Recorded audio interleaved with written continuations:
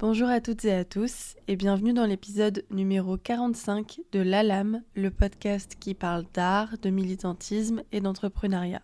Aujourd'hui, nous allons parler de mon expérience sur les marchés de créatrices et je vais en profiter pour vous donner des conseils et mon avis sur la question. Cet épisode est complémentaire avec le numéro 42 où je vous parle de boutique en ligne, de boutique Etsy. Je vous conseille de commencer par celui-là car c'est là-bas que je vous parle de type de produits, de collection. J'en reparlerai un peu ici, mais voilà, les deux vont bien ensemble, je trouve. J'espère que ce podcast pourra vous aider et si c'est le cas, n'hésitez pas à le soutenir sur les différentes plateformes d'écoute, à nous laisser un commentaire pour nous donner vos conseils également et voilà, à suivre le podcast sur le compte Instagram. Ça aide vraiment le projet et j'en ai vraiment besoin cette année, donc merci à celles et ceux qui le feront. Et sur ce, je vous souhaite une très belle écoute.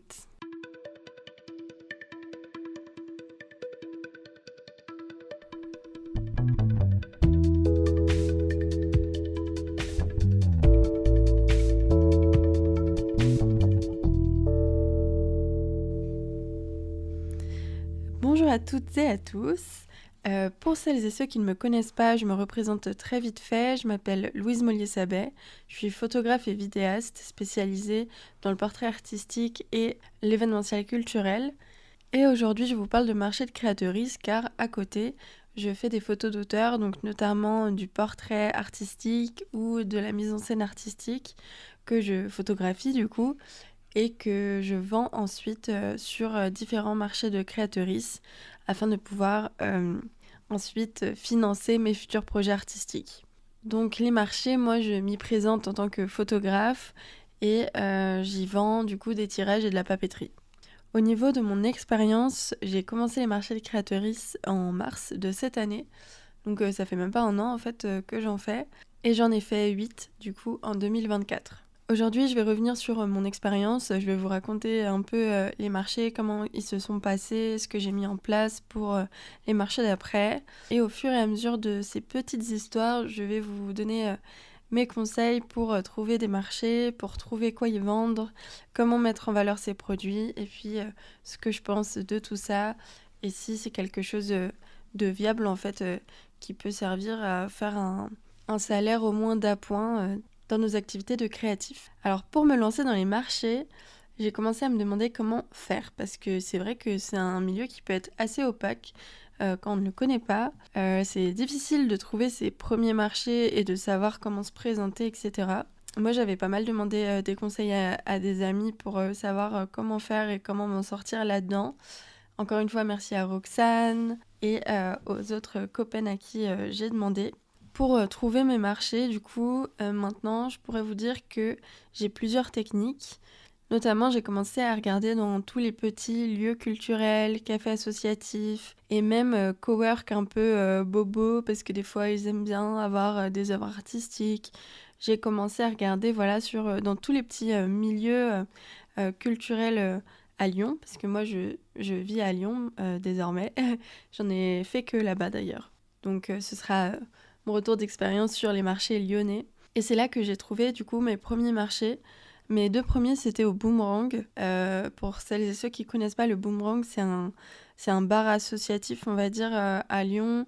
C'est un lieu alternatif qui fait venir, du coup, plein d'artistes pour faire des fois des expos, des marchés, mais aussi des soirées techno, des shows drag, des conférences, des tables rondes, des projections. Enfin voilà, le Boomerang, c'est vraiment un lieu incroyable de la culture lyonnaise et d'ailleurs je vous invite à le soutenir car en ce moment ils sont en difficulté financière comme 5 autres lieux de Lyon d'ailleurs et du coup je vous mettrai en description la cagnotte qu'elles ont lancée pour pouvoir soutenir le Boomerang dans ses travaux et puis dans la suite de leur activité donc voilà, un lieu incroyable à découvrir si vous êtes de Lyon. Et du coup, j'ai fait mes deux premiers markets là-bas. Donc le premier c'était le Women Riot Market le 10 mars et le deuxième c'était le Paper Market le 31 mars. Donc le Women Riot Market c'est un marché à thème féministe etc. dans mes souvenirs et du coup mon style convenait bien à leur marché parce que j'ai toute une série sur le genre, c'est quelque chose dont je parle pas mal dans mes photos. Pour ce marché, j'étais venue très simplement avec juste mon sac à dos et les tirages que je vends sur ma boutique Etsy. C'est pour ça que je vous conseille peut-être de commencer par cet épisode-là parce que je vous détaille un petit peu plus ce qui s'y passe. Mais du coup, je vends des tirages photos. J'ai à ce moment-là que un format, donc c'est 15 x 21 sur papier premium et fine art. Donc c'est des tirages que je vends entre 20 et 25 euros. Je viens donc avec ces tirages-là. Je suis venue aussi avec 3 modèles de stickers qui sont toujours sur ma boutique Etsy d'ailleurs. Et je suis également venue avec 3 types de marque-pages différents que vous pouvez également retrouver sur ma boutique en ligne. Si jamais vous voulez un peu illustrer ce podcast, n'hésitez pas à faire un tour sur ma boutique en ligne. Je vous la mets en barre de description aussi. Comme ça, peut-être que vous pouvez plus, en même temps qu'écouter le podcast, voir un peu de quoi je vous parle. Mais je suis venue tout simplement avec une vingtaine de tirages, 3 types de stickers, 3 types de marque-pages. Et pour le coup, j'avais absolument rien pour mon stand.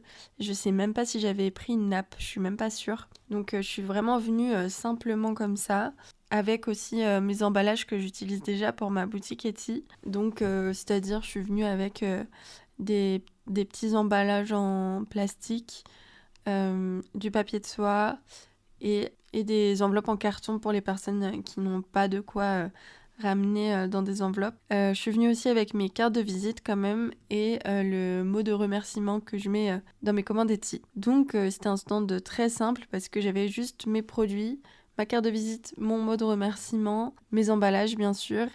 Et quand même j'avais pris une petite feuille où j'avais marqué les prix dessus, genre une feuille en papier simple. Donc je m'étais vraiment pas pris la tête. Et du coup à ce marché j'ai vendu un tirage et 2 stickers. Donc c'est vraiment pas grand chose. Mais c'est déjà ça. C'était mon tout premier marché pour le coup. Je m'attendais vraiment à rien. Et j'étais déjà contente de comment ça se passait.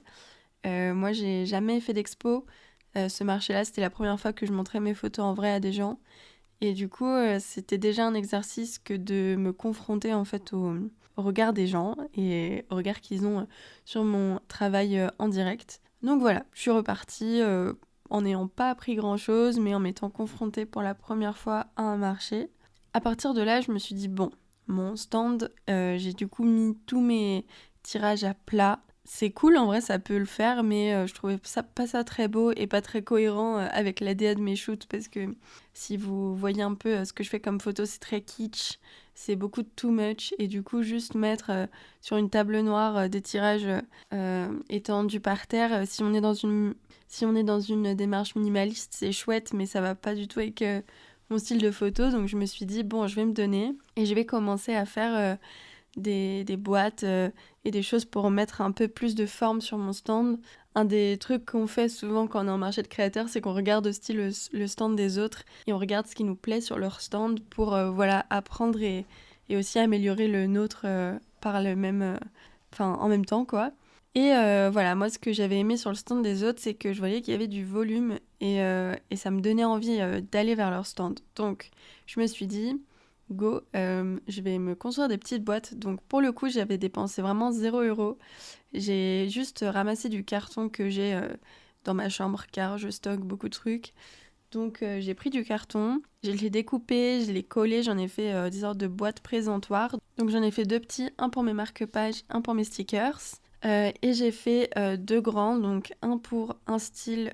Donc un pour mes shootings qui sont tirés sur du papier premium et un pour mes shootings qui sont tirés sur du papier fine art. Et j'ai fait une autre boîte aussi parce que c'est vrai qu'à ce moment-là, j'ai upgrade un peu. J'ai proposé pour la première fois des petites cartes postales. Voilà, enfin postales pas forcément, mais j'appelle ça des petites cartes. Donc c'est des photos de concert qu'il y a dessus et c'est du coup à un prix beaucoup moins élevé parce que j'imprime ça à la Corep et pas à Picto. Et du coup, c'est pas du tout sur du papier fine art ou quoi. Ça fait grave le taf, c'est joli, mais ça peut me permettre du coup de faire des prix bien plus accessibles. Et c'est du 10 x 15 ou du 11 x 13, ça dépend. Et je les vends entre 4 et 5 euros, ces petites cartes. Et du coup, mes petites boîtes, je les ai peintes de façon hyper kitsch. Donc, j'en ai fait une en damier blanc et bleu, j'en ai fait une en damier blanc et noir, j'en ai fait une bleue avec des nuages blancs, j'en ai fait une rose avec des nuages blancs. Voilà, et j'en ai fait une en damier blanc et vert. Et du coup, ça m'a coûté 0 € vu que j'ai fait ça avec du carton et de la peinture qui me restait d'il y a longtemps chez moi. Et en vrai, ça faisait grave le taf. J'aurais peut-être fait avec des couleurs différentes au final, ça rendait un peu trop. Petit conseil, voilà, si jamais vos supports, c'est cool qu'ils soient dans le thème de vos shoots et de vos produits pour que ça soit bien cohérent ensemble, je trouve ça vraiment chouette. Par contre, il faut pas que ça prenne le dessus non plus. Et là, pour le coup, j'avais tellement fait ça kitsch, mes boîtes, qu'elles prenaient le dessus. Et aussi mes boîtes dans lesquelles je présente mes tirages, elles sont un peu trop hautes et du coup ça cache un peu mes tirages. Voilà, c'est des choses que j'aurais fait autrement si c'était à refaire, mais c'est pas très grave.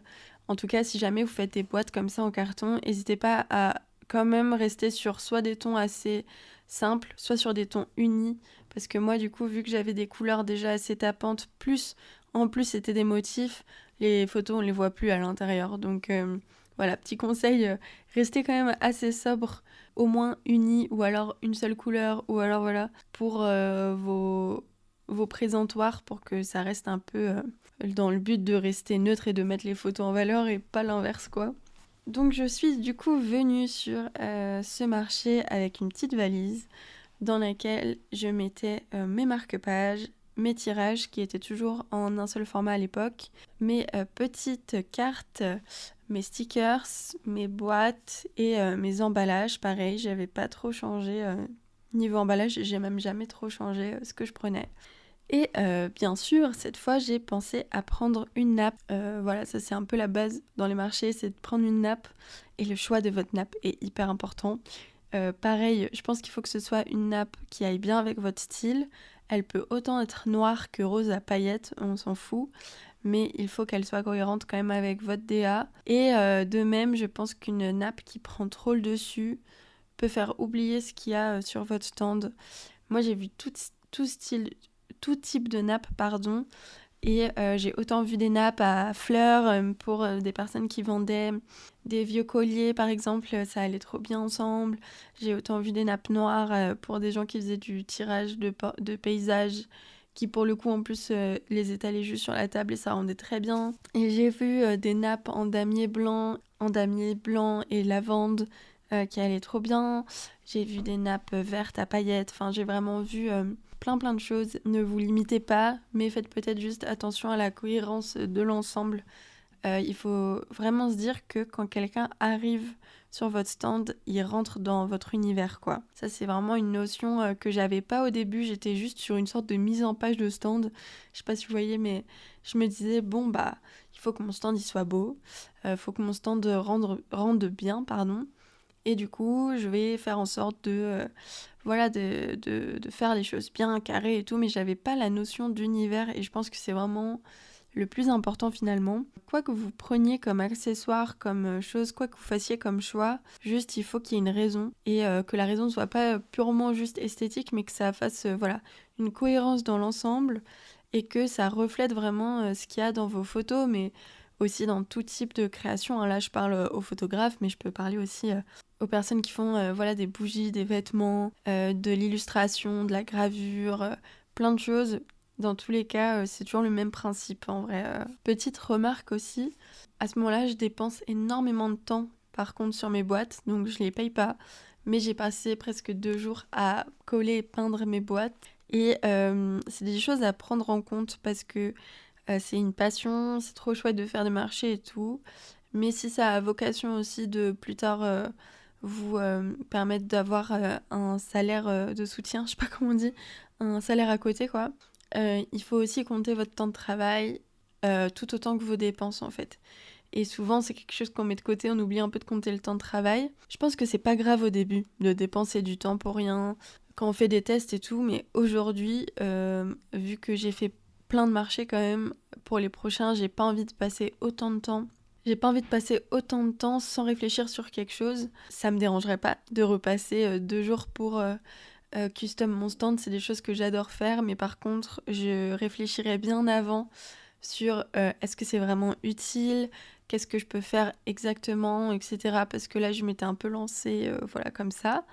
Mais voilà, je pense que maintenant, je ferai des choses quand même beaucoup plus réfléchies pour que je mette mon énergie aux bons endroits aussi, pour que je puisse tenir aussi dans la durée et pas juste me cramer dans un truc qui sert pas à grand chose. Voilà, c'est des choses quand même à prendre en compte et à pas oublier. Comme je vous ai dit, ce deuxième marché, il s'appelait Paper Market et ça c'est important. Du coup, il faut se dire que Paper Market, ça veut dire que c'était que un marché où il y avait peinture, illustration et photo. Et j'ai adoré ce marché. Vous allez voir, j'ai pas vendu grand chose. En vrai, j'ai vendu 2 marque-pages, un tirage premium, un tirage fine art et un petit tirage de concert. En tout, j'ai gagné 56 € pour être honnête. Donc, c'était pas c'est pas du tout un gros marché. Il n'y a pas énormément de gens qui sont passés. Mais c'est quelque chose que j'ai grave retenu, c'est que vu que c'était un paper market, les gens venaient vraiment pour, voilà, photo, illustration, peinture. Et du coup, ils s'étaient intéressés par ça. Et ça, c'est quelque chose que je retiens parce que j'ai fait plein de marchés. Et c'est pas les plus gros marchés déjà qui vous font le plus d'argent. C'est vraiment pas vrai. Ça dépend vraiment de plein de choses. Et ça dépend aussi de ce qu'aime le public. Si le public vient dans un marché où il y a plein d'arts différents, ça peut quand même être très intéressant si c'est dans votre cible. Par contre, il ne sera pas forcément hyper intéressé par la photo. Alors que si vous faites un marché photo, vous savez que les gens qui vont passer sur votre stand, c'est que des gens qui sont passionnés par la photo, parce qu'ils se déplacent spécifiquement pour ça. Et voilà, moi si demain je vois marché de photographes à Lyon, je saute dessus 1000 fois parce que je sais que les gens qui viendront, ils seront vraiment intéressés par ça. Sur les marchés, c'est rigolo parce que des fois, il y a des gens qui aiment pas du tout ce que vous faites, qui comprennent pas et c'est grave ok. Mais il faut dire que c'est un peu dur pour l'ego quoi des fois parce qu'il y a des gens qui sont pas du tout sensibles à ce que vous faites et c'est pas grave. Aujourd'hui, je sais qu'il y a des marchés que je referai plus parce que je sais que ces marchés-là qui ramènent ce type de clientèle-là, c'est des gens qui seront pas sensibles à mon art et intéressés par ce que je fais. Et encore une fois, dans le truc de faire attention à où est-ce qu'on met son énergie ou pas, c'est important de le prendre en compte parce qu'il faut pas oublier que les marchés, souvent c'est soit sur 1 ou 2 jours, mais c'est du 9h, 21h. Vous arrivez avant tout le monde, vous partez après tout le monde. En plus, c'est de la prépa en amont parce que vous vérifiez vos stocks, je sais pas, vous emballez vos photos à l'avance, vous faites plein de choses comme ça. Donc voilà, c'est quand même une grosse prépa, un gros investissement d'argent et de temps et d'énergie, quoi. Donc il faut quand même que ça vous rapporte un minimum de bonnes choses parce que voilà, c'est trop important. Ensuite, j'ai participé à un gros marché queer, on va dire. J'ai pas envie de dire le nom du marché parce que je vais faire quelques réflexions dessus, mais j'ai pas envie non plus de call out des gens ou de critiquer des gens qui, en fait, je pense, ont aussi grave leurs problématiques et voilà, c'est pas forcément de leur faute tout le temps. Je pense que c'est des orgas qui sont pas faciles à faire, donc voilà, j'ai pas envie de leur lancer la pierre, on va dire. Mais c'est un marché qui s'est pas trop bien passé pour moi, de par ma faute, clairement, mais aussi je trouve de par la faute du marché, je vais vous expliquer un peu. Mais en gros, j'ai participé à un gros marché en mai. Et j'avais vraiment mis grave de l'espoir dessus parce que j'avais payé mon stand 150 balles. Et oui, c'est quelque chose que je vous ai pas dit, mais les 2 marchés d'avant, souvent au Boomerang, c'est des marchés au stand prix libre. La chose un peu que tout le monde fait, c'est de donner environ 10% de ce qu'on a gagné sur notre stand. Moi, mais dans mes souvenirs, j'avais quand même donné à peu près 10 balles, moi, dans les 2 premiers, parce que je savais pas trop comment faire. Mais voilà, si jamais vous avez des marchés prix libres, souvent c'est la bonne chose à faire pour pas que vous perdiez trop de sous, mais pour que ce soit quand même un peu fair pour le marché, quoi. C'est de donner entre 10 et 15% de ce que vous avez gagné. C'est pas obligatoire, encore une fois. Si c'est un très bon jour pour vous et que vous avez envie de donner de la thune, vous pouvez donner 20, 25% peut-être, ça me paraît un peu beaucoup, mais voilà. Si c'est un marché vraiment galère et que vous décidez de donner 0, c'est ok aussi, quoi. Donc le prix libre, c'est fait pour ça. Mais voilà, donc il y a des petits marchés du coup qui sont prix libre. Il y a des petits marchés qui sont à 20, 30, 40 balles le stand la journée. Là, c'était un gros marché qui était du coup à 75 € le jour, mais on était obligé de prendre les 2 jours. Du coup, c'était 150 € le stand. Donc là, dès que tu mets 150 € sur la table directement, c'est pas le même délire, quoi. C'est quand même un risque financier. C'est rigolo parce que sur Internet, on voit plein d'entrepreneurs parler de risques financiers avec des milliers d'euros. Mais en fait, quand t'es dans un métier précaire et que t'as pas beaucoup de thunes, mettre 150 euros, c'est un énorme risque financier déjà. Donc voilà, ne sous-estimez pas ça parce que c'est pas toujours rentable. Moi, le marché que j'ai fait, je pense que je suis à zéro, heureusement. Mais j'aurais pu perdre des sous. En tout cas, j'en ai pas gagné alors que j'ai perdu énormément de temps et d'énergie dessus. Donc c'est toujours un peu dur, hein.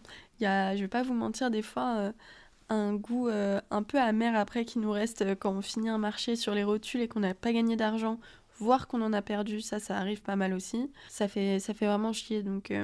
Donc c'est pas facile. En tout cas, ce marché m'a posé face à plusieurs problématiques que je voulais vous partager parce que je me dis que c'est cool si jamais vous avez jamais fait de marché de faire attention à ça pour pas vous mettre dans la merde comme j'ai pu le faire moi. Première problématique, ce marché était donc cher et moi j'avais peu d'expérience et c'est vraiment un conseil que j'ai à donner là, c'est que vos premiers marchés ne les faites pas dans des marchés qui coûtent cher. Moi c'était seulement le troisième. J'avais pas encore assez d'expérience pour mettre bien en avant mon travail et aujourd'hui je regrette de l'avoir fait.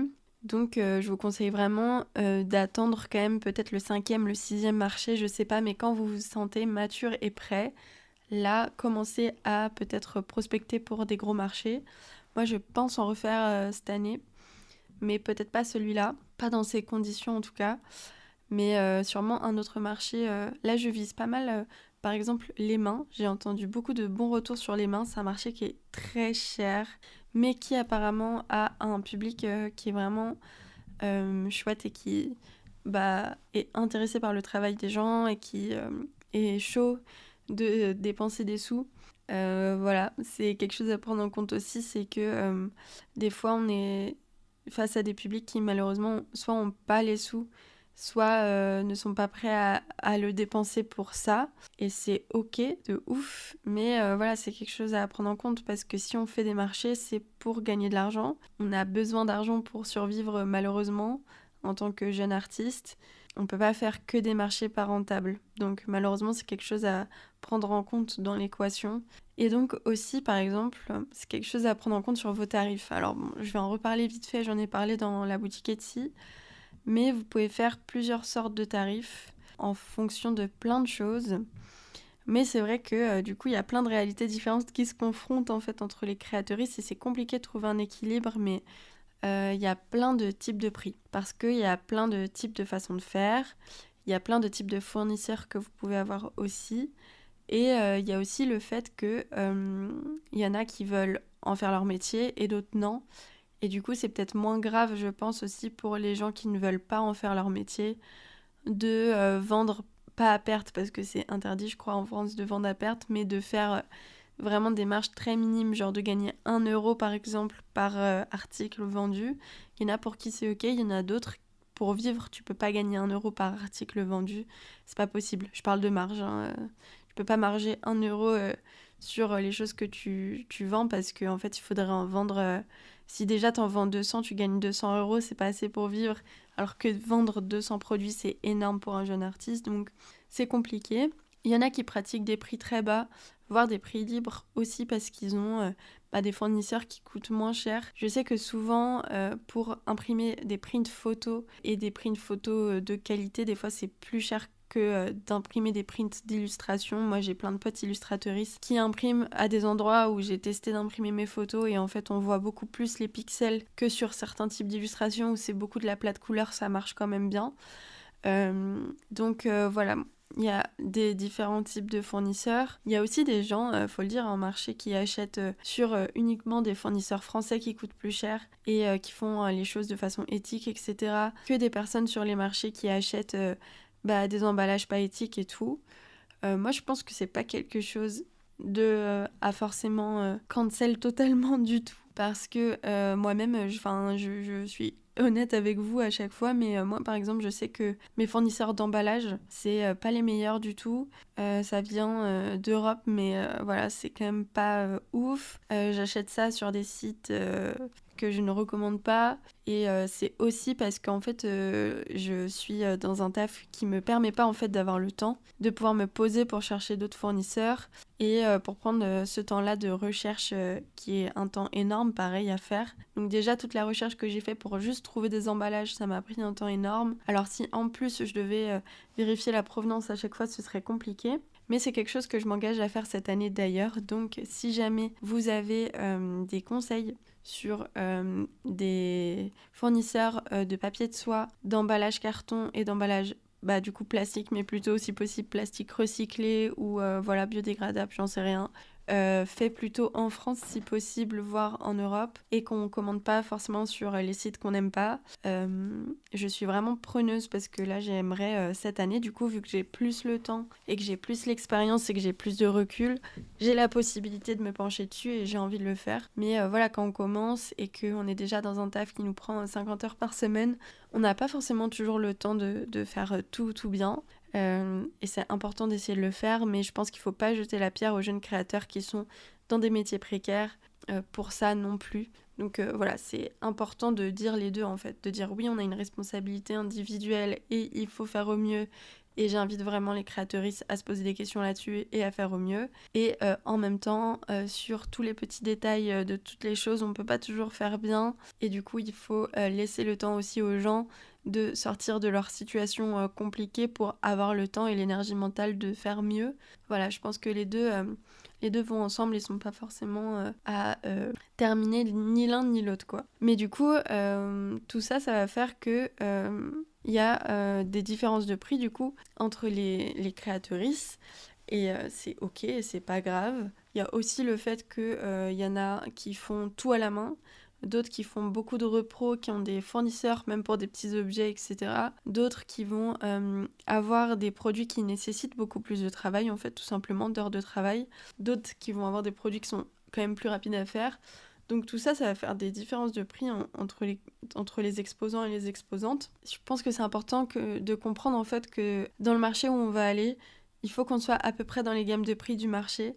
Parce que si vous allez imaginons dans un marché où il y a 90% des gens, ils sont prix libre, ils vendent des choses entre 10 et 20 balles, et que vous, votre article le moins cher, il est à 45, et ça va donner plus de mal aux gens de sortir les 45 € que si vous êtes dans un marché avec des gens dans votre gamme de prix qui vont être en harmonie avec vous et attirer aussi une clientèle qui peut mettre ces sous-là. C'est important d'y penser, quoi. Moi, je sais que y a des marchés que j'ai faits, j'aurais pas dû aussi par rapport à ça. Donc voilà, je vous conseille ça. Voilà, donc je reviens à mon marché de l'été, mon marché queer que j'ai fait. J'étais du coup en train de dire que voilà, c'était déjà un marché où je me posais pas mal de questions. Je reviens dessus parce que je sais pas pourquoi je vous parlais de prix, mais c'est aussi un marché où du coup les gens n'étaient pas prêts à sortir ces sous-là. On l'a pas mal ressenti avec les exposants et exposantes qui étaient autour de nous. Il y a quelque chose en fait que j'avais pas aussi call en amont, c'est que j'avais pas trop compris nous qu'on était en extérieur en fait. Et c'est vrai que c'était dans mes souvenirs soit très mal spécifié dans le contrat, soit pas du tout, mais je pense pas que c'était pas du tout, mais en tout cas on était beaucoup à ne pas avoir compris qu'on n'avait même pas de barnum. Et du coup, ça on s'en est rendu compte vraiment pas longtemps avant le marché qu'il n'y avait pas de barnum fourni. En sachant que c'était un marché où on savait qu'il allait pleuvoir en plus toute l'après-midi, et même s'il pleut pas, ne pas avoir de choses pour se protéger, ça veut dire qu'on est en plein cagnard, donc ça abîme du coup nos créations, ou qu'on est exposé à la pluie, ce qui abîme nos créations, et que nous on est 2 jours d'affilée dehors, donc c'est très dur d'être 2 jours dehors sans avoir un petit truc au-dessus de la tête, quoi. On était beaucoup à ne pas avoir compris ça, et du coup on était beaucoup à faire des réclamations parce que c'est pas possible, quoi. On a quand même payé notre stand 150 balles, on s'attendait à ce que ce soit pas juste une table, voilà, même si du coup on nous a promis beaucoup de passages et tout, ok, mais tout de même, quoi, c'est quand même un investissement pour des créateurs qui sont précaires et qui n'ont pas de thunes, quoi. Donc, au final, une semaine avant à peu près, on nous annonce que finalement on aura des barnums, mais c'est que le toit des barnums. Il n'y a pas, vous savez, il y a 2 types de barnums, c'est soit le toit avec du coup juste les barres de fer sur les côtés, soit le Barnum complet, donc avec le derrière et les côtés de protéger aussi. Là, on sait qu'on a que le toit, donc au final, c'est quand même la merde parce que quand il pleut pas tout droit, quoi. Il pleut sur le côté. Et donc, il faut quand même protéger ses affaires. Donc, quand on est arrivé sur place, on était plusieurs sous chaque Barnum et du coup, on a dû faire de briquet de broc. Moi, j'ai utilisé des tissus à moi, des bâches que j'avais payées avec mes propres thunes que je pensais pouvoir réutiliser plusieurs fois. Au final, elles ont été détruites par ce marché, donc c'est bête, mais si tu te dis qu'une bâche elle est à 15 balles, ça te fait déjà 30 balles de partie, donc c'est des choses à prendre en compte carrément, quoi. On n'était vraiment pas content de ça, en vrai. On s'est pas senti hyper considéré par les personnes qui organisaient. Mais moi, j'ai eu aussi des très bons retours de ce marché-là qui a été fait dans une autre ville par d'autres potes et où on me disait que la personne et les personnes qui organisaient avaient été très à l'écoute. Donc voilà, c'est pas une science exacte et c'est pas pour dire que ces personnes-là ne sont jamais à l'écoute et que c'est horrible.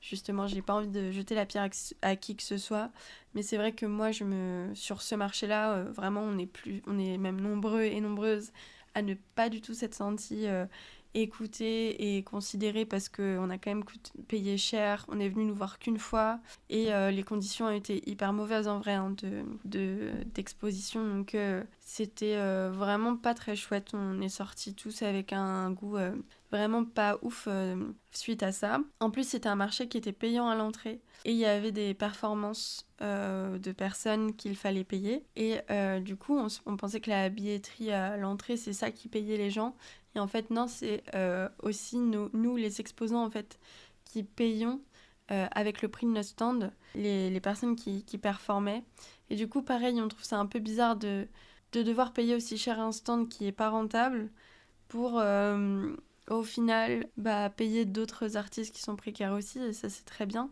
Mais du coup, pourquoi nous précariser nous pour les autres on se posait un peu la question, quoi. On se demandait si on pouvait pas, par exemple, plutôt baisser un peu le prix des stands et rajouter 1 € sur le prix d'entrée, par exemple. Parce que c'est quelque chose qui a ramené, je crois, entre 4 et 6 000 personnes, un truc comme ça. C'est en tout cas plusieurs milliers, j'ai pas envie de dire des chiffres que je ne connais pas. Mais si tu rajoutes 1 € sur le prix d'entrée sur 6 000 personnes, bah voilà, ça te fait direct 3 000 balles. Donc c'est déjà, je pense, pas mal pour permettre de baisser nos prix de stand et en même temps permettre de payer les performeurs et les performeuses. Après, encore une fois, c'est pas une science exacte, il y a sûrement eu des raisons à ça. Je pense que comme c'était la première de ce marché-là à Lyon, du coup, il y a dû y avoir plein de couacs aussi dans l'orga. Donc, je dis pas que c'est quelque chose de simple. Je comprends aussi les aléas du métier et tout. C'est pas non plus la mort, quoi. Mais j'ai eu pas mal de regrets suite, en tout cas, à ce marché parce que j'étais vraiment pas contente, en fait, de ce marché, des retours que j'ai eus. Encore une fois, je pense que c'était de ma faute aussi parce que je ne savais pas encore bien présenter mon stand. J'étais toujours avec mes petites boîtes qui étaient mignonnes, mais quand même pas non plus tout le temps appropriées sur mon stand. Donc d'ailleurs, je vais vous expliquer ce que j'ai fait sur mon stand. Je suis arrivée avec ma nappe. J'avais une nappe bleu clair, je crois, ce jour-là. Donc je suis arrivée avec ma nappe. J'ai pris du coup mes tirages de cartes, mais j'en ai fait plein de nouvelles à ce moment-là. J'ai pris mes tirages premium et sur du papier fine art en 15 x 21, mais j'ai rajouté du coup à ce moment-là un nouveau format de photos parce qu'il y en avait pas mal qui me demandaient de les avoir en plus grand. Donc j'ai pris les mêmes tirages mais en format 20 x 30. Voilà, je pense peut-être à un moment rajouter un encore plus grand, mais j'ai pas les emballages j'ai pas les sous, donc pour l'instant on reste comme ça. J'ai pris les mêmes stickers qu'avant parce que j'en ai pas fait de nouveau, et j'ai pris mes marque-pages les mêmes qu'avant parce que je n'avais pas fait de nouveau. Donc au final, pas trop de nouveautés à ce moment-là. J'ai pris par contre une grosse mallette que ma soeur m'avait achetée pour faire de la déco chez moi, et j'ai mis mes gros tirages dedans, donc ça me faisait un peu plus de volume, voilà. J'ai pris les mêmes emballages que d'habitude et mes cartes de visite et de remerciement. Et là, grosse nouveauté, j'ai pris un sum-up. Et je vous conseille vraiment trop les sum-up. Voilà, j'aime pas faire de la pub pour des grosses boîtes, mais en vrai, ça marche très bien. Moi, je l'ai acheté à la Fnac, ça a dû me coûter une quarantaine d'euros, même pas. Et je l'utilise depuis, et c'est trop bien parce que, en fait, un SumUp, du coup, c'est un réceptacle à carte bleue, d'ailleurs, je vous ai pas dit. Voilà, c'est pour permettre aux gens qui viennent sur votre stand de payer par carte bleue. C'est hyper simple d'utilisation. Il faut juste mettre une appli sur son téléphone, la relier à notre SumUp. Ensuite, vous faites payer les gens sur votre SumUp, tout vient sur l'appli et dès que vous voulez, vous faites un virement vers votre compte à vous, votre compte pro. Et ça marche vraiment très bien. C'est très simple d'utilisation et je trouve la marge qu'ils se font, enfin le pourcentage qu'ils prennent vraiment ridicule. Enfin, je trouve que ça va, franchement, pas ridicule, mais moi ça m'impacte pas du tout de ouf sur mes prix, quoi. Donc ça vaut vraiment le coup. Et puis ça permet aux gens en fait de prendre plus de trucs s'ils veulent parce que c'est vrai que quand tu viens en fait avec du liquide et que y a que des stands qui prennent du liquide, bah tu vas plutôt choisir entre les stands. Alors que si les stands permettent de payer par carte, tu pourras prendre plus de choses quoi. Donc voilà, moi je conseille vraiment le SumUp et puis même il y a plein de gens qui payent plus du tout par espèce. Moi je sais que j'ai jamais d'espèces sur moi. Donc dès que je vais sur un stand et qu'il prend le SumUp, je suis très contente. Donc voilà, je vous conseille vraiment le SumUp pour le coup. Petite réflexion aussi ce jour-là, c'est un truc bête mais je suis arrivée la première fois et je vais pour m'installer sur la meilleure table parce que j'étais arrivée dans les premières et du coup je vais pour me mettre au milieu, tu vois. Bah, je suis en mode j'arrive, j'ai une belle table et tout. Et il y a une exposante qui est venue juste après qui était très triste de la table qu'elle avait. Et elle m'a pas forcé du tout, c'est moi qui ai proposé. Mais je lui ai dit, est-ce que tu veux qu'on échange? Elle m'a dit oui. Et au final, moi, j'ai passé du coup le marché sur la mauvaise table. Je crois qu'on est resté pareil les 2 jours, alors qu'en vrai, on aurait pu switcher le deuxième jour. Et en vrai, j'ai un peu eu de regrets après parce que je me suis dit que des fois, je suis trop gentille. Cette personne-là, je comprends qu'elle a été déçue et je suis triste pour elle et tout, tu vois. Mais en même temps, moi, du coup, au final, je me suis tapé la mauvaise table. Je me suis tapé une table dans un coin alors que j'aurais pu être au milieu, quoi. Et voilà, petit conseil pour les gens qui sont trop gentils. Si vous voyez que la personne est vraiment en galère, bien sûr, on peut échanger. Si c'est sur 2 jours, on peut proposer de faire un jour sur deux. C'est grave ok, c'est équilibré. Mais laissez complètement votre place alors que vous aussi, vous méritez cette place. Bah en fait, c'est aussi une conséquence sur votre budget à vous. Et ça, il faut pas l'oublier. Voilà. Ne vous mettez pas trop de côté non plus pour les autres. Entraidez-vous, mais soyez en équilibre et à égalité entre vous. C'est ça la solidarité, c'est pas se mettre complètement de côté, c'est trouver un équilibre avec les gens qui sont autour de vous. En tout cas, à ce moment-là, j'ai rencontré des gens trop chouettes. J'ai rencontré Mab Art, je vous mettrai les noms en barre d'infos. J'ai rencontré une exposante aussi qui faisait des bijoux que j'ai adoré parler avec elle et elle m'a donné plein de conseils parce qu'elle a vu que j'étais hyper triste de mon marché. Surtout le premier jour, j'avais presque rien vendu, j'étais en mode mais qu'est-ce que je fais là? Je sais plus ton prénom, je suis désolée, mais je vais aussi mettre son Instagram en barre d'infos. Si jamais elle m'écoute, je te fais des gros bisous. J'ai adoré passer ce marché avec toi. Donc ce marché-là, j'ai vendu 5 petites cartes. J'ai vendu un tirage premium, un tirage fine art, un grand tirage en papier premium et 4 grands tirages en papier fine art. Ensuite, j'ai vendu un stickers et 4 marque-pages. Voilà, donc j'ai vendu pas mal de grands tirages quand même et ça m'a un peu sauvé mon marché. Et du coup, j'ai fini le marché avec 230 euros. Donc j'ai dit que j'étais à zéro, dans le sens où je pense que les prix des tirages que j'ai payés plus des bâches que j'ai gâchées, ça me faisait 80 euros à peu près en tout. Et du coup, j'ai payé 150 balles pour le stand. Et voilà. Donc, avec les taxes, machin, bref, je pense que je suis à peu près à zéro sur ce marché. Donc, ça m'a quand même pris, on va dire, 2 jours plus un jour de prépa, donc 3 jours de ma vie, pour rien. Alors, j'ai quand même eu de la visibilité, j'ai rencontré plein de gens. Il y a plein de gens qui m'ont fait des super retours sur mon travail. C'est quand même voilà, une bonne expérience à prendre, mais c'est vrai qu'à ce moment-là, j'avais beaucoup de taf, j'étais crevée, et que si j'avais su, je l'aurais pas fait. Voilà, j'aurais fait autrement. Et c'est à ce moment-là que je me suis dit, bon, il va falloir changer des choses sur ton stand, parce que ça ne fonctionne pas en fait, tout simplement. Là, je m'étais dit, bon, on va essayer de faire autrement quand même.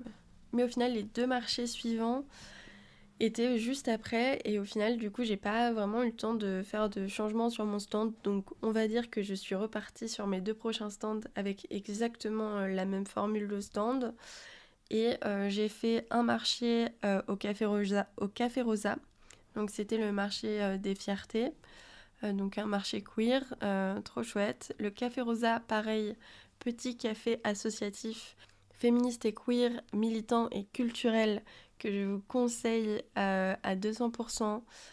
Je les ai reçus d'ailleurs sur le podcast en décembre, donc c'est l'épisode numéro 43, je vous conseille vraiment cet épisode. Avec Mélo, du coup la cofondatrice du Café Rosa, qui d'ailleurs n'est plus la gérante depuis décembre, là, elle vient de partir. Donc c'est un changement de ouf pour le café et on a hâte de voir ce qui va se passer ensuite. Mais en tout cas, voilà, Café Rosa, c'est un café qui fait des expos, des marchés, des soirées, DJ set, des concerts, qui fait coworking la journée d'ailleurs, si vous voulez aller coworker là-bas, qui fait de la vente de vêtements. Elles font aussi des tables rondes, des conférences, des groupes de discussion. Il s'y passe vraiment plein de choses, donc je vous conseille. Au Café Rosa, dans mes souvenirs, je paye mon stand à chaque fois une vingtaine d'euros, ce qui est ok pour un petit marché comme ça. Et ces marchés-là, pour le coup, j'ai vraiment rien vendu, c'était quand même la loose. J'ai vendu 4 cartes et un stickers. Voilà, donc, mais je sais que c'est ma formule aussi qui pêchait à ce moment-là. Dans mes souvenirs, il y a quand même pas grand monde qui était passé à ce marché. Donc je suis repartie un peu triste, pareil, de ce marché-là.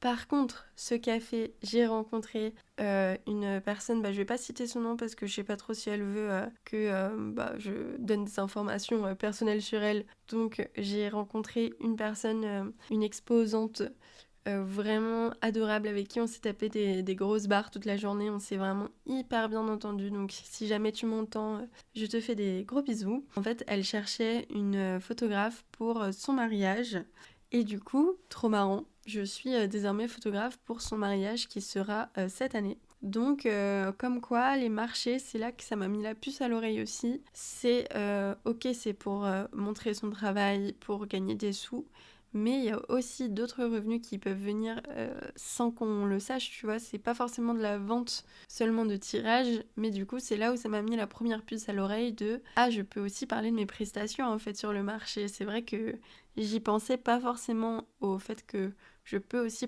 présenter l'intégralité, en fait, de mon travail sur mon stand. Donc voilà, ça m'a fait un peu cogiter. Et bien sûr, c'est aussi les rencontres, les marchés. Hein. Là, je parle de façon technique et entrepreneuriale parce que c'était le but du podcast. Mais les marchés, c'est aussi beaucoup des rencontres humaines.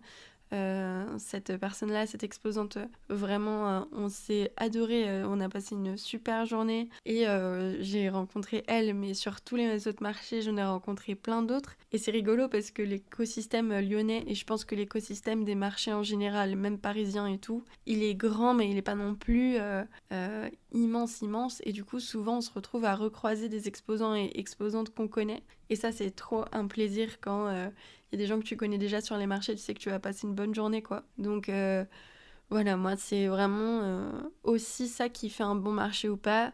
C'est est-ce que j'ai gagné des sous? Est-ce que j'ai pu montrer mon travail à des gens? Est-ce que j'ai passé un bon moment? Est-ce que je me suis sentie respectée? Est-ce que j'ai trouvé des exposants et exposantes avec qui je peux devenir pote, ou en tout cas avec qui j'ai adoré parler? C'est tout ça qui est hyper important, et c'est pas qu'une question d'argent, quoi. C'est ça aussi qui fait que tu passes un bon marché ou non. Ensuite, en juin, il y a eu le marché des Copennes. Donc les Copennes, c'est le collectif que j'ai cofondé avec 6 potes. En gros, avec le collectif, on organise plein d'événements pour créer des ponts de solidarité dans la culture. Le but, c'est de se professionnaliser et militer ensemble. Et du coup, un des types d'événements qu'on fait, c'est les marchés. Ça, c'était le tout premier marché des Copennes. Notre but, c'est du coup de promouvoir en fait des artistes lyonnais ou alentours d'ailleurs, qui font de l'art dont les valeurs nous parlent, etc. Et là, du coup, c'était notre tout premier. C'était hyper compliqué et long à organiser pour la première fois, mais c'était trop intéressant d'organiser ça. Et du coup, on a organisé ça à la commune. Et on a beaucoup aimé le faire là-bas, même si, du coup, voilà, on se pose des questions pour les prochains marchés parce que c'est un peu le problème que j'avais vu aussi au marché que j'ai fait le gros là, avec le stand à 150 €, c'est que la clientèle n'est pas forcément adaptée à nous, dans le sens où, par exemple, au gros marché dont je vous parlais, je pense que c'était des gens qui venaient surtout pour les performances, et du coup, ils passaient pas mal sur les stands, mais ils y passent pas non plus énormément de temps. Là, je parle de moi, mais j'ai parlé avec énormément d'exposants et exposantes, et j'ai l'impression qu'il y a quand même une minorité qui a pu faire des bénéfices sur son stand, et une grande majorité qui était déçue en fait des sous qu'ils ont fait sur leur stand.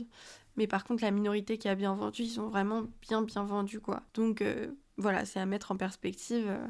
Il y a quand même les deux réalités qui se confrontent. Il n'y a pas que celle dont je vous parle là. Mais voilà, on avait quand même le sentiment que c'était des gens qui ne voulaient pas dépenser leurs sous pour ça. Moi, j'ai entendu plusieurs fois sur mon stand ou des stands autour, ah, c'est un peu cher. Mais du coup, ce que je comprends, enfin, c'est un prix à mettre, mais du coup, bah, en fait, quand tu sais combien ça coûte à faire, etc., moi, je suis pas étonnée de voir ces prix-là, en tout cas, chez les gens. Des fois, j'achète pas parce que j'ai clairement pas les sous, mais je ne trouve pas ça trop cher. Enfin, la différence, elle est là. Je sais que c'est un prix éthique pour eux. Par contre, j'ai pas les sous d'acheter et j'achète pas, voilà. Mais je trouve que la différence, elle est là. Et au marché des Copennes à la commune, on a un peu le sentiment, on a fait 2 fois là-bas, que des fois, en fait, les gens, ils viennent pour manger. Notre communauté à nous se déplace pas forcément là-bas parce que c'est pas forcément un lieu qui côtoie énormément. Et les gens qui viennent à la base à la commune, et ben on essaye de les ramener, ceux qui sont à table, on leur donne des petits flyers, c'est tout. Mais du coup, comme ils n'étaient pas préparés à aller voir un marché, ils sont pas hyper passionnés par ce qui s'y passe, quoi. On a un peu ce sentiment-là, en tout cas nos exposants nous ont dit qu'ils ils ont pas beaucoup vendu et c'est trop dommage parce que nous on fait ça aussi pour ça, quoi.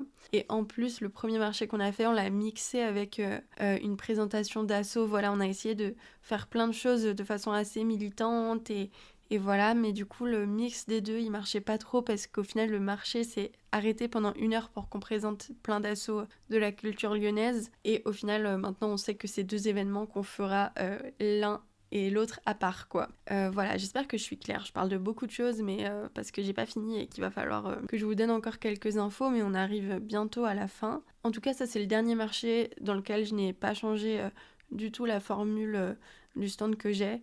Et du coup, ce marché-là, j'ai gagné 54 €. Je parle beaucoup alors que je gagne pas d'argent, les gars. C'est une dinguerie. Voilà, j'ai pas gagné énormément du tout sur ce marché non plus.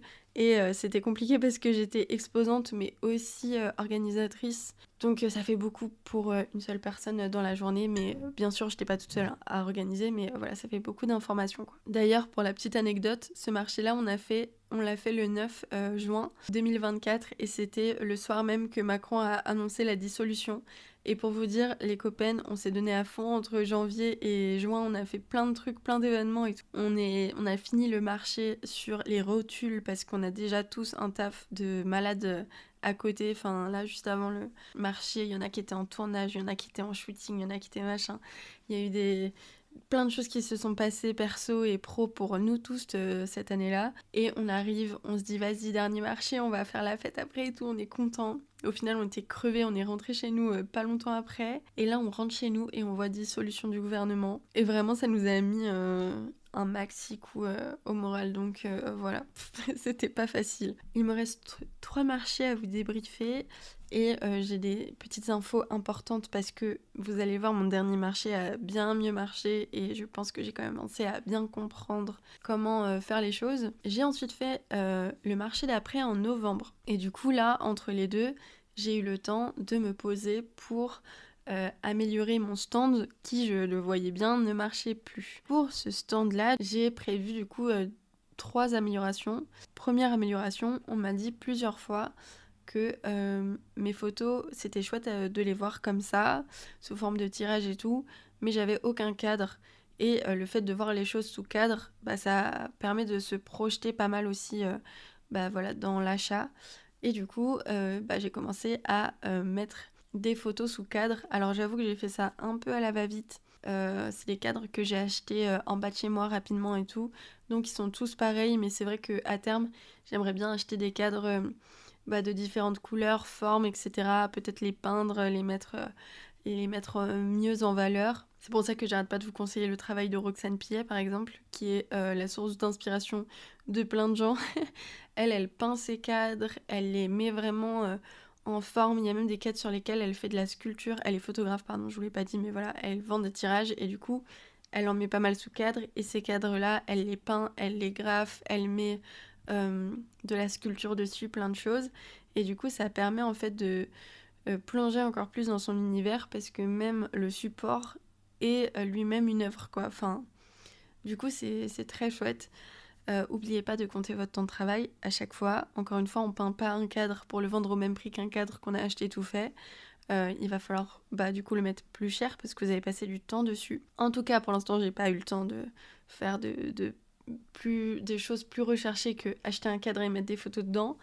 Mais quand même, ça donnait quand même beaucoup plus un cachet à mon stand. Et les deux autres améliorations, c'est que j'ai acheté un support de carte postale qui tourne, je trouvais ça trop marrant, pour mettre mes petites cartes. Et ça rend trop bien, ça je suis trop contente de cet achat. Faut juste se dire des fois que en fonction des stands, des fois on a un grand stand, des fois on a un plus petit stand. Et c'est vrai que j'ai acheté ça, mais j'ai aussi acheté des grilles.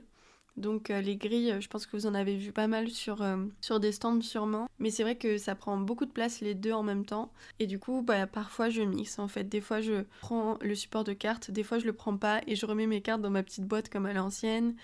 En fonction de si j'ai la place ou pas de mettre mes grilles plus le support de carte. Les grilles, c'est juste des grilles en fait que vous assemblez ensemble et vous pouvez en faire de plein de formes différentes. Ça, je vous conseille de bien réfléchir aux formes que vous voulez faire avant votre marché parce que ça prend beaucoup de temps à faire en fait mine de rien et des fois on n'a qu'une heure par exemple pour monter son stand, une heure ou deux. Et moi, je peux facilement passer 40 minutes à faire juste les grilles parce que je n'ai aucun concept d'espace. C'est très compliqué pour moi. Et du coup, c'est vrai que j'ai du mal un peu à faire mes grilles à chaque fois. Donc là, j'ai révisé, j'ai regardé plein de stands et de modèles de grilles différentes, de comment c'était assemblé et tout. Et je pense que j'ai trouvé une forme que j'aime vraiment bien. Et j'ai grave copié d'ailleurs sur mon copain Thaïs qui fait de l'illustration. Voilà, je vous conseille vraiment Talibri sur les réseaux. Je vous mets ça dans la description également. Et Thaïs, en fait, il avait mis ses grilles au marché des copains d'une certaine façon et j'ai juste grave copié honnêtement. Je lui ai dit. Et du coup, j'ai mis mes grilles comme ça et ça marche trop bien. Donc voilà, en fait, les grilles, ça permet de faire du coup des étages.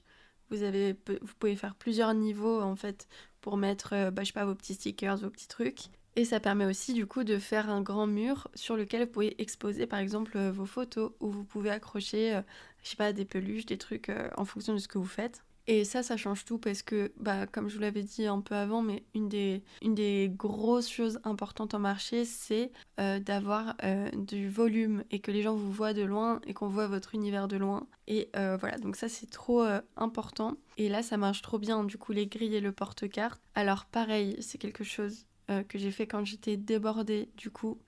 C'est pas une excuse, mais les grilles et le porte-carte, je les ai achetés sur des sites que je ne recommande pas et du coup que je ne vous montrerai pas. Mais j'avais quand même essayé en fait de trouver par exemple le porte-carte de seconde main. Ça n'a pas été le cas, j'ai pas réussi à trouver, mais pendant 2 semaines, j'ai cherché sur le bon coin et je vous conseille parce que j'en ai quand même vu beaucoup qui popaient. Le seul truc, c'est qu'ils popaient tous à genre au moins 1 heure de voiture de chez moi. Et je trouve ça vraiment pas rentable au vu de comment ma voiture consomme en plus.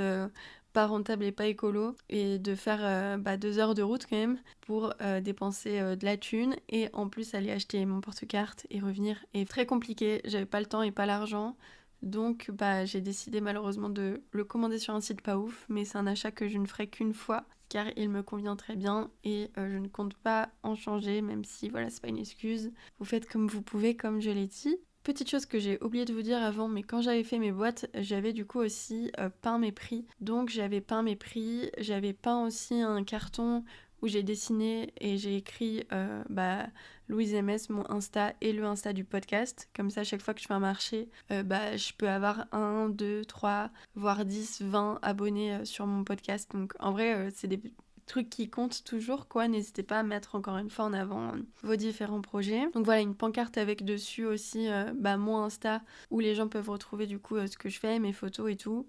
C'est important parce qu'il y a des gens pareil qui sont un peu timides, ils vont pas forcément venir vous parler pour vous demander votre Insta ou ils vont pas oser vous prendre votre carte. C'est bête, mais il y a des gens qui ont peur, quoi, qui sont vraiment timides et c'est grave ok. Mais du coup, si vous avez une pancarte avec votre nom dessus, c'est chouette parce que de loin ils peuvent vous voir et puis choper juste votre nom et partir, quoi. Et aussi mes prix, du coup j'avais dessiné sur des petits bouts de carton mes prix, j'avais fait ça de façon jolie. Aujourd'hui je fais autrement, j'ai enlevé mes prix qui étaient sur des bouts de carton parce qu'ils étaient très gros et je trouvais que ça était un peu effrayant. Donc j'ai juste gardé ces prix-là pour les mettre à côté de mes stickers et de mes marque-pages. Par contre, sur mes tirages, en fait, je marque les prix direct sur mes tirages parce que comme il y a des petits et des grands tirages et différents papiers, c'était compliqué pour moi d'expliquer aux gens ce papier-là il y a tel prix parce que voilà. Pareil pour les petites cartes, donc là j'ai découpé des petites étiquettes que je colle sur chacun de mes tirages, enfin sur l'emballage du coup de chacun de mes tirages qui sont emballés individuellement. Je colle le prix en fait sur chacun de mes tirages directement et comme ça c'est lisible. Le premier marché du coup que j'avais fait en novembre, j'ai aussi mis 3 nouveaux types de marque-pages, voilà, et je suis venue du coup voilà avec mes tirages, mes emballages, ma grande grille. Petit conseil, ouais, c'est que je ne vais plus jamais sur un marché sans avoir une trousse de secours, c'est-à-dire une trousse avec ciseaux, avec cordes, avec stylo, avec du masking tape et avec du scotch. Voilà, différents scotch, un grand, un petit.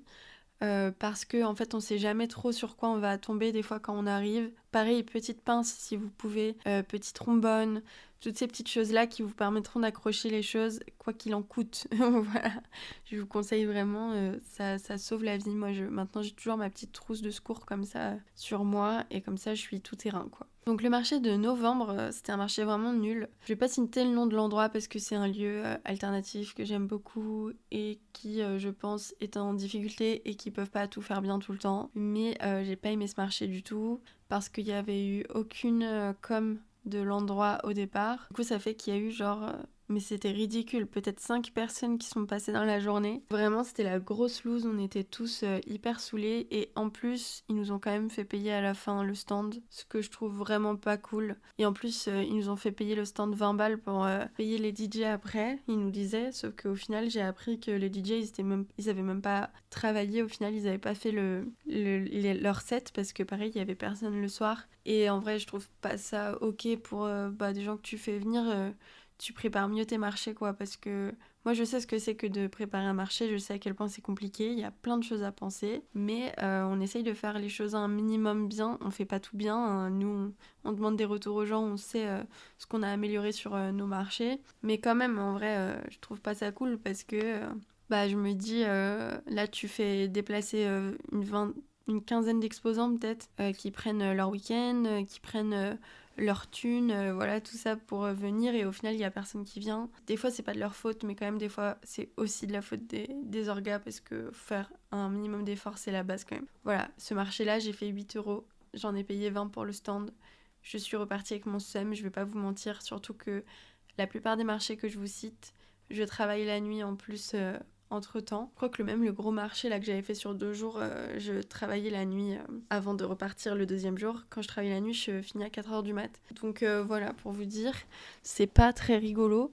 Donc voilà, je suis repartie avec mon seum. Ensuite, marché des Copennes, qu'on a refait à la commune. Il était un peu mieux que le marché des Copennes qu'on avait fait avant. C'était un marché en plus du coup avant Noël, donc il y avait quand même plus de monde qui est passé. Mais du coup, c'est voilà, encore une fois, le public de la commune a pas trop acheté chez nos exposants et c'est surtout le public des Copennes qui s'est un peu déplacé, qui a beaucoup acheté sur les stands des exposants. Donc comme quoi c'est pas forcément le nombre de gens qui passent, mais c'est vraiment à quel point le public est qualifié pour acheter chez vous qui est important. Et aussi il y a une part de hasard parce que qui fait que parfois, c'est même les gens de la commune qui nous ont dit ça, il y a des marchés où il y a personne, il y a des marchés où il y a plein de monde, Il y a des marchés où les gens achètent beaucoup, il y a des marchés où les gens achètent pas du tout. Et ça dépend de plein de choses et ça dépend vraiment des fois. Donc je pense qu'il y a aussi une part de hasard qu'il faut pas oublier. Et du coup, par contre, sur ce marché, il y a un truc qui m'avait fait plaisir, mais j'en étais pas sûre à ce moment-là que ça allait se concrétiser, mais ça s'est concrétisé. Il y a une dame qui est passée sur mon stand et qui m'a demandé si je faisais des prestats pour les particuliers. Et le fait est que, du coup, elle m'a prise pour photographier les 90 ans de son père. Et du coup, j'y suis allée là en décembre. Donc, ça m'a fait vraiment plaisir parce que, bon, je suis partie de ce marché le moral dans les chaussettes parce que moi ça m'arrive plein de fois qu'on me propose du travail mais que ça se concrétise pas au final. Mais au final voilà, c'est un peu le highlight de ce marché, c'est que ça m'a quand même permis de faire une petite presta chouette. Et c'est là où je me suis vraiment dit, ok, pour le prochain marché, il faut vraiment que je fasse un step-up là-dessus et que je mette vraiment en avant mes prestations. Et voilà, donc retour au marché des Copennes. Et sur ce marché, je vous parlais d'une amélioration pour mes prestats. C'est ce que j'ai fait. J'ai mis en place, et ça je vous le conseille de ouf parce que ça marche trop bien, j'ai mis en place 2 livrets. J'ai mis en place un livret où je parle de mes prestations. Donc c'est un livret où voilà, tu peux le feuilleter, qui est sur mon stand, un petit livret A4, A5 pardon, où du coup je détaille toutes les prestations que je fais pour les particuliers, pour les artistes, pour les entreprises, un peu comme sur mon site en fait. Et voilà, donc ça je le laisse en libre service à lire. Et j'ai un autre livret où je parle de l'histoire qui se cache derrière chaque tirage de photos d'auteur que j'ai. Il faut savoir quand même le présenter dans le sens où moi quand les gens ils viennent sur mon stand, il y a beaucoup de fois où j'ai été assez mal à l'aise, je savais pas trop comment me comporter, j'avais pas envie d'être trop, j'avais pas non plus envie d'être pas assez. Donc au final là les livrets, je pense que j'ai trouvé la bonne façon de faire parce que quand la personne arrive sur mon stand, je lui explique en fait, je lui dis bonjour, voilà moi je me présente, je suis photographe machin, voici ce que vous pouvez trouver sur mon stand.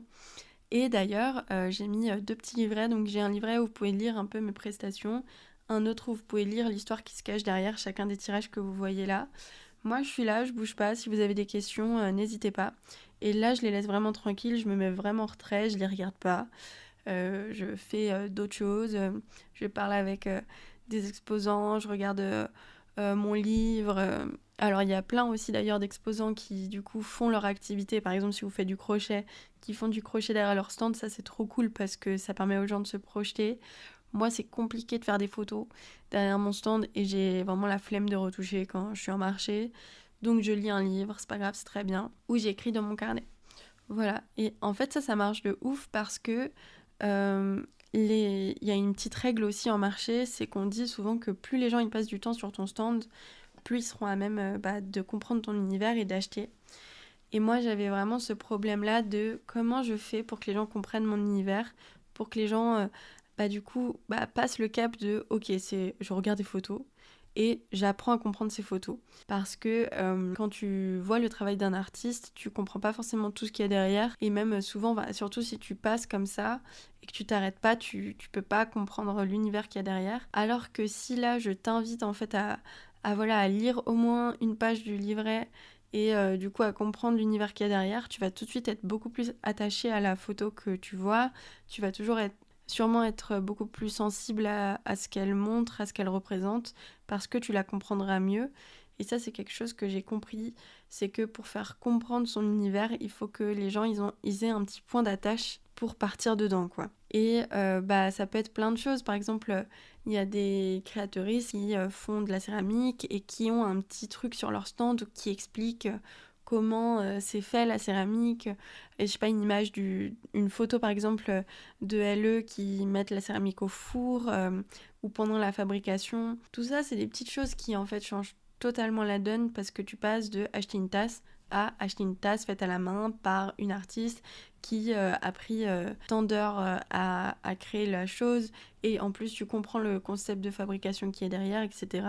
C'est bien sûr des choses qu'il faut accompagner aussi avec la parole et la discussion, mais voilà, c'est des choses à mettre tout ça en perspective en fait. Et du coup, le marché des Copennes, j'ai pas vendu énormément, mais j'ai quand même vendu 62 €. Pas mon meilleur marché, honnêtement, mais ça allait, hein, c'était un peu dans la lignée des autres marchés. En vrai, voilà, c'était ok. Et on arrive au dernier marché de l'année. C'est un autre marché que j'ai fait au Café Rosa, fin décembre pour le coup, le 15 décembre. Et là, j'ai beaucoup vendu. C'était le meilleur marché que j'ai fait de l'année. La meilleure rentabilité. J'ai pas gagné énormément d'argent, mais quand même. C'est là où j'ai vu une grosse différence et que j'ai compris que là, j'avais trouvé la bonne formule pour mon stand. C'est que j'ai vendu pour 142 € de tirage et de papeterie. Donc voilà, avec ma formule de tirage en 2 formats et en 2 papiers, marque-page, donc j'en ai 6 différents maintenant, 3 stickers différents, ils n'ont jamais changé mes stickers, une vingtaine de cartes postales différentes et du coup les mêmes emballages, machin, mais le sum-up qui est hyper important, carte de remerciement, carte de visite, petite pancarte qui me présente, mes 2 livrets sur le stand, mes grilles, tout ça, voilà, la nappe, les encadrés aussi, toutes ces choses-là qui sont combinées ensemble, ça commence à vraiment marcher. Et là, je me suis vraiment rendu compte dans ce marché-là que les gens comprenaient mon univers en fait. Que les gens avaient compris où je voulais aller avec tout ça, où les gens avaient un point d'attache. Pareil, ma formulation en fait en début de stand, c'est là où je l'ai vraiment trouvée. Et du coup, les gens s'attardaient vraiment sur mon stand. Je pense qu'il y a aussi le fait que c'était un marché de Noël et du coup à Noël, les gens sont plus à même de dépenser des sous que d'autres fois. Mais tout de même, j'ai senti que ma formule marchait mieux et qu'on comprenait mieux mon travail. Par exemple, dans l'autre lieu alternatif où ça s'est pas bien passé, j'avais fait un marché où je me rendais compte en fait que j'étais pas trop dans la vibe. C'était un côté hyper alternatif, mais pas dans le même sens que moi. Je sais pas comment dire. Enfin, je voyais bien que je faisais un peu tâche dans le décor, quoi. Alors que là, au Café Rosa, je sentais que j'étais vraiment alignée avec les autres créatrices et que c'était la bonne formule. Il y a beaucoup de gens qui y est passé aussi. Et en plus, les personnes qui viennent au Café Rosa, je sais que on est pas mal dans la même vibes, etc. Je pense que tout à fait que ça s'est vraiment bien passé. Et aussi, ça je vous disais que c'était important, mais vraiment c'est hyper important. Les gens m'ont fait des retours, certains. Et surtout les 2 qui sont passés à la fin, si vous vous reconnaissez, je pense que je parle à des gens qui ne m'écoutent pas, mais c'est pas grave. Je les ai trouvés tellement adorables. Il y a des gens qui m'ont fait des retours, mais pendant 10 minutes quoi. Et j'avais envie d'en chialer. On a vraiment eu des belles discussions avec les gens. Et ça pour moi, ça vaut tout l'or du monde vraiment. C'était génial de pouvoir parler avec vous. Voilà, vraiment, c'était un moment précieux. J'étais à côté d'exposants et exposantes que j'ai adoré, vraiment aussi. Quel moment, c'était trop bien. Je vous mettrai leur Insta en description quand même, c'est important pour moi. Je suis nulle pour me souvenir des noms, mais les exposants et exposantes qui étaient là au Café Rosa le 15 décembre... Gros bisous à vous, j'ai passé un trop bon moment et merci à vous pour tout ça. Merci au Café Rosa et aussi aux autres lieux et orgas qui font ça, surtout quand c'est des prix vraiment bas et que du coup souvent c'est juste bénévole quoi. Merci parce que vous faites contribuer à faire vivre des gens, ça c'est trop important à dire. En fait, pareil, les différences de prix entre les marchés, c'est que y en a qui organisent des marchés et qui se rémunèrent avec, ce qui est grave ok, hein.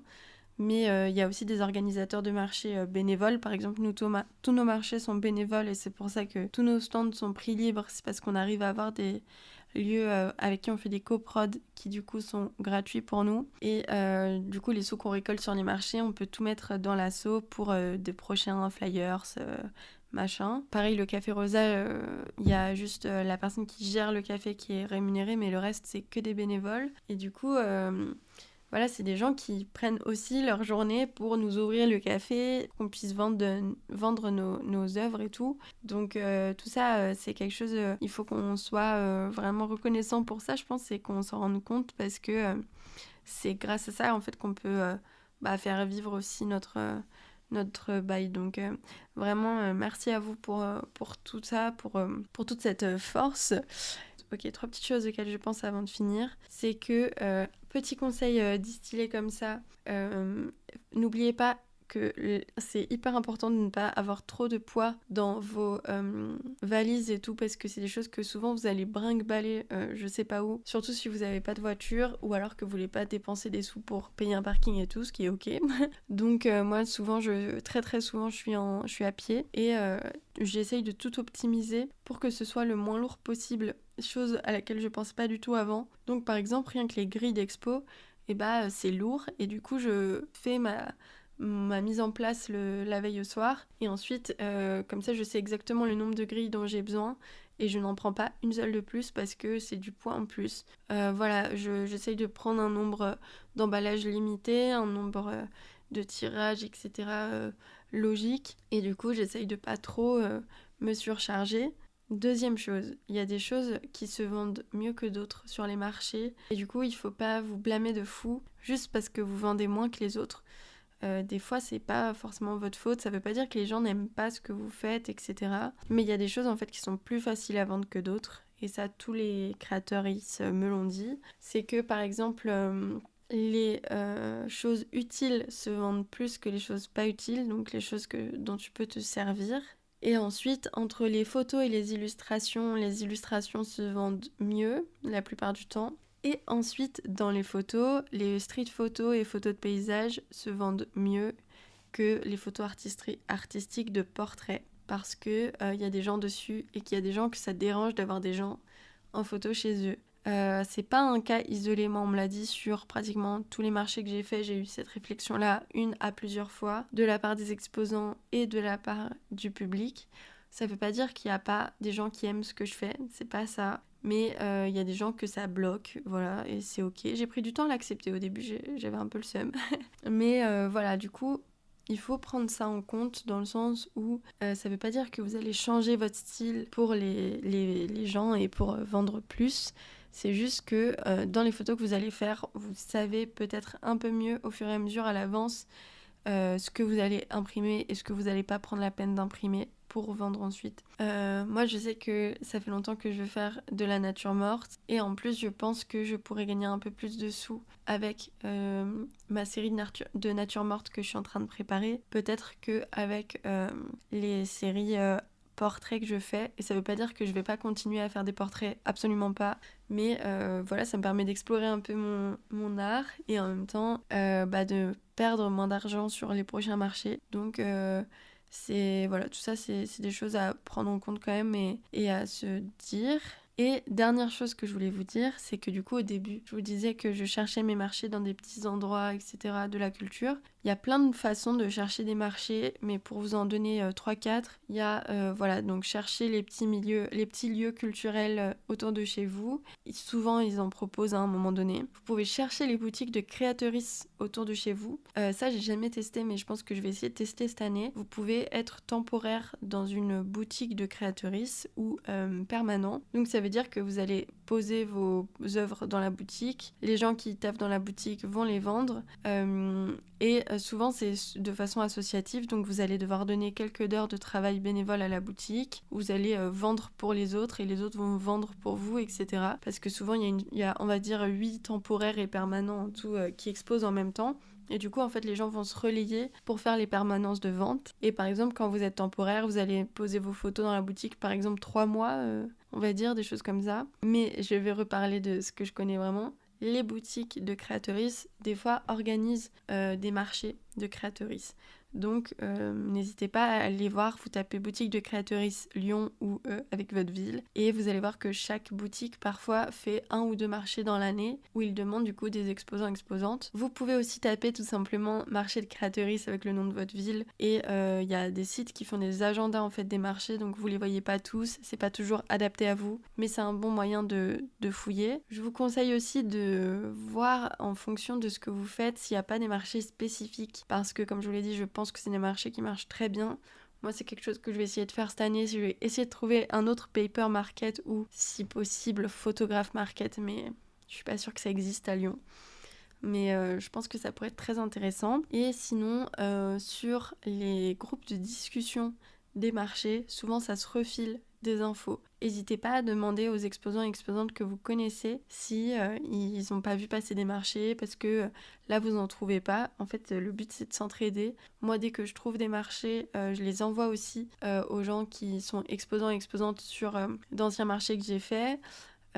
Et inversement. Et en fait, n'hésitez pas à ne pas partir des groupes de discussion. Par exemple, la plupart des marchés, j'ai l'impression, le font sur Instagram. Ils font un groupe de discussion pour le marché de tel endroit, et parce que c'est plus facile pour filer les infos à tout le monde. Et du coup, sur ces groupes-là, après, quand le marché est terminé, les gens souvent envoient juste les appels à exposants là-dessus. Donc voilà, ça peut être des bonnes solutions pour en trouver. Si vous connaissez d'autres solutions, n'hésitez pas. Si vous connaissez d'autres tips, d'autres astuces, n'hésitez pas. Je crois que je suis un peu arrivée à bout là de ce que j'avais à vous dire. Donc pour conclure, ce que je pense des marchés, c'est que c'est vraiment pas facile de trouver la bonne strat, de trouver la bonne solution pour faire en sorte que ce soit rentable. C'est une économie comme tout le reste de la culture qui est vraiment précaire et compliquée C'est une économie qui n'est pas facile en fait à faire marcher parce que les gens en plus ont de moins en moins de sous et du coup ont moins en moins de sous à dépenser dans des choses qui sont pas utiles directement, ce que je comprends totalement. Mais ça peut être de super expériences humaines, ça peut être une super façon de confronter en fait votre travail à des êtres humains qui vous font des retours. Les conseils que je voulais donner du coup principaux, c'est faites attention au budget que vous mettez dedans. Peut-être fixez-vous des paliers de budget que vous voulez dépenser dans l'année là-dedans et dépasser le pas par exemple, ça peut être des choses comme ça. Faites attention à l'énergie et au temps que vous y mettez. Essayez de trouver des marchés qui sont en accord avec ce que vous faites. Faites pas des marchés au hasard juste pour faire des marchés en plus. Essayez de trouver des marchés qui sont quand même un peu cohérents avec ce que vous faites pour que vous soyez sûr de ne pas perdre trop de temps et d'énergie justement là-dedans.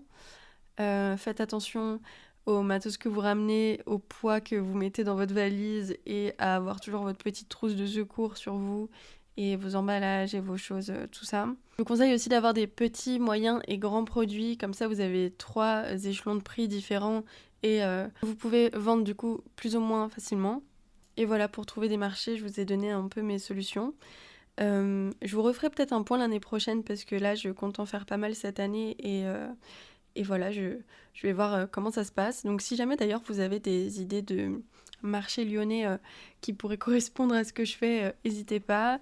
N'hésitez pas à vous échanger aussi des conseils en commentaire et tout. En tout cas, moi je vous laisse là. Cet épisode était beaucoup plus long que prévu comme d'habitude, donc j'arrête de parler. Je vous souhaite plein de bonnes choses pour vos projets. En janvier, ça va rester des épisodes solo, je pense. Mais à partir de février-mars, je reçois de nouveau des invités. J'avais besoin d'une petite pause pour pouvoir me reposer. Mais voilà, je vous souhaite plein de bonnes choses pour vos projets et je vous dis à dans 2 semaines pour un nouvel épisode. Salut!